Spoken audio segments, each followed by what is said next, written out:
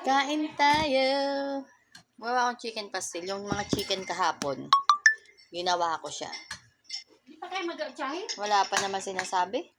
Hindi na kailan sabihin, magalit. Pinababa naman to. Oo, Ibig sabihin, kakain muna tayo. Di ba? select yun. Ayun na mag-inom. Pas muna ako ngayon.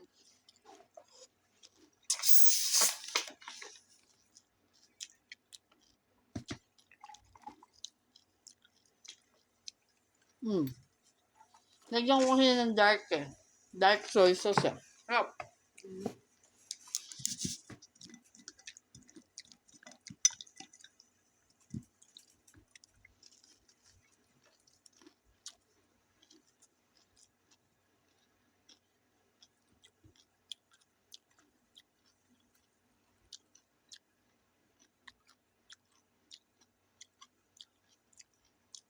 Punain ko pa.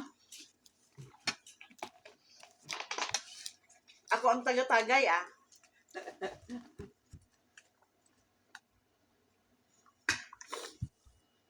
Lagyan mo suka, masarap. Gumawa akong suka. Ay oo no, dato puti. Lagyan mo suka.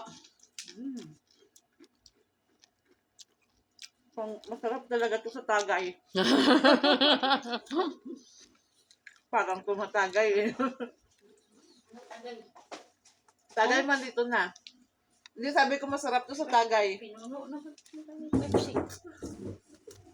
Mas puno nga sa kanya oh.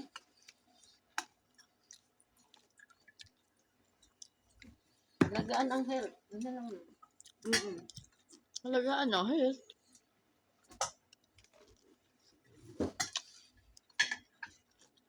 Ano nga ito? Nga. Maan kayo ng manok oh. Nagpapa akong saw-sawan. Puro tayo manok. Iba-iba ang ano, putahe. Ang luto. Pero puro manok. Pero puro manok siya. Pero iba-iba lang. Pero manok siya.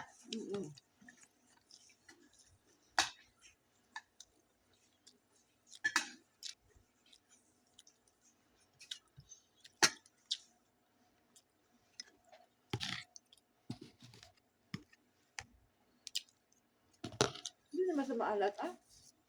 Sakto lang ba? Huwag masyado madami.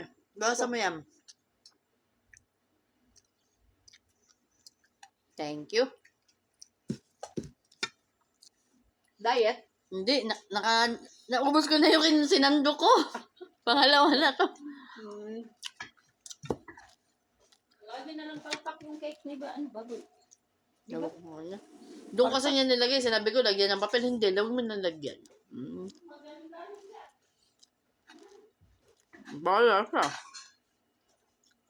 Nakita na niyo yan. Hindi pa.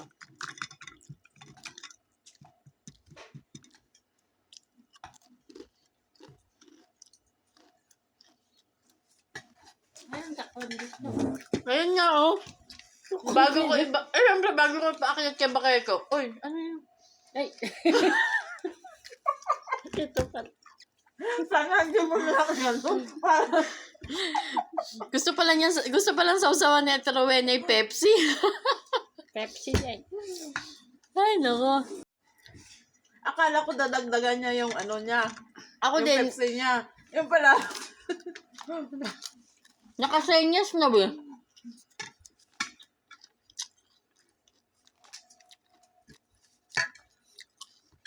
Ayun na. Ayun yung noodles.